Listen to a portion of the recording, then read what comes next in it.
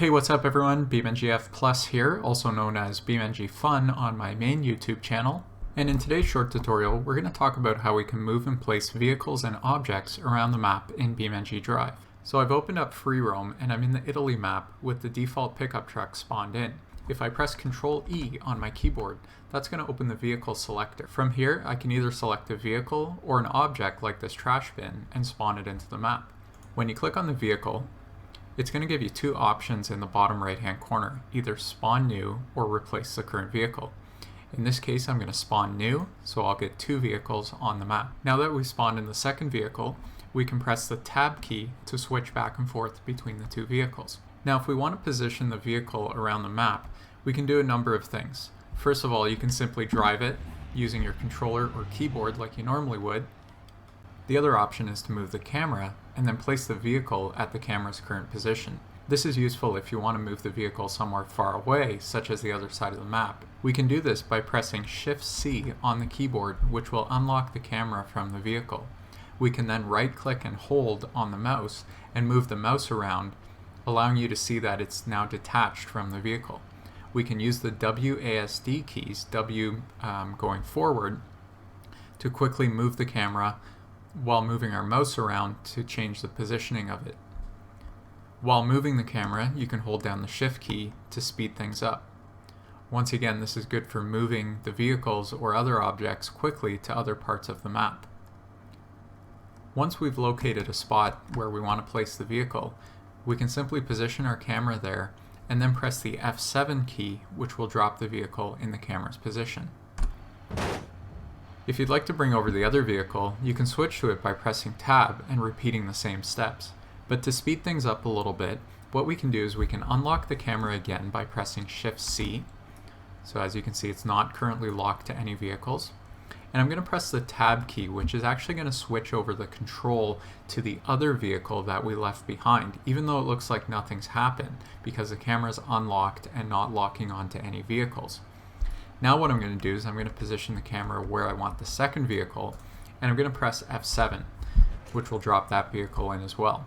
So this is handy if you're looking to move a whole bunch of vehicles to a different position in the map. You don't have to go back and forth with the camera. You can simply unlock the camera and tab through the vehicles in the background and drop them with the F7 key. So this is a pretty good way of quickly moving vehicles around the map, especially if you have far distances to go.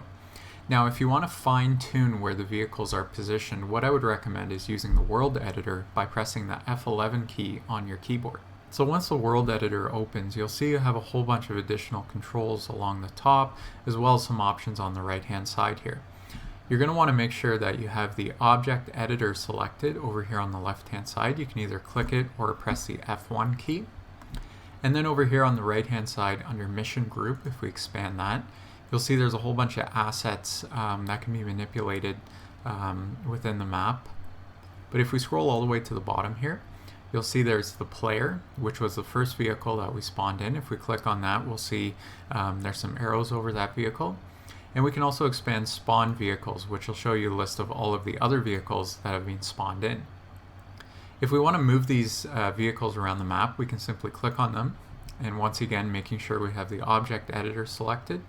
Over here on the left hand side, we can select the move selection tool or press the number 2 on our keyboard. And using these arrows, we can actually click and drag to move the vehicles around the map. Now one thing you'll notice, if you go to pull up, it's going to just drop back down right away. That's because the game hasn't been paused and the physics are still in action. So we can move it up a bit, but then the physics are going to kick in and gravity is going to drop it back down. So in order to prevent this, we can pause the game by pressing the J key on the keyboard. And then you'll now see that you can move the vehicle up and down, left and right, however you want to move it. Same thing if we select the player, we can do the same thing as well. We are still in the unlocked camera mode, so we can right click and move the camera around how we see fit. And I'm just going to move it above the road. And then we also have tools on the left hand side here, such as the rotate selection tool. If we click on that, you'll see you get a circular icon around the vehicle. We can then grab any of these axes here and rotate the vehicle however we see fit. So I'm just going to turn it And then I'm going to go back to my move selection tool, and I'm going to place this vehicle on the road. So a lot of times I'll find myself switching back and forth between the move selection and the rotate in order to position the vehicle. If I select my second vehicle, rotate, and then place that one as well. Now I can press the J key, and that's going to turn the physics back on, which will drop the vehicles and place them where I want them. So that's about it for this short tutorial. I know this is pretty basic, but hopefully those of you just getting started in BeamNG.drive, it'll kind of help you out with manipulating objects and vehicles around the map. If I had something smaller here, I could also use this tool to position it, say in the bed of the pickup truck. So if I were to position it like that, obviously it's not going to work well with a vehicle, but if I had like a trash can or a barrel or something else, I can position it and then drop it on as well. So hopefully those of you getting started with BeamNG.drive, this will kind of help you out, get you started. I know it's one of the basic features of the game, but hopefully this helps you out. And as always, let me know in the comments if there's anything you guys want to see in terms of tips and tricks or tutorials. I also encourage you to check out some of my other videos as well as my main YouTube channel, BeamNG-fun, where you can see how I put together a lot of what I talk about in my tips and tricks to create my videos and stories. So again, thank you for watching, and I'll see you guys in the comments.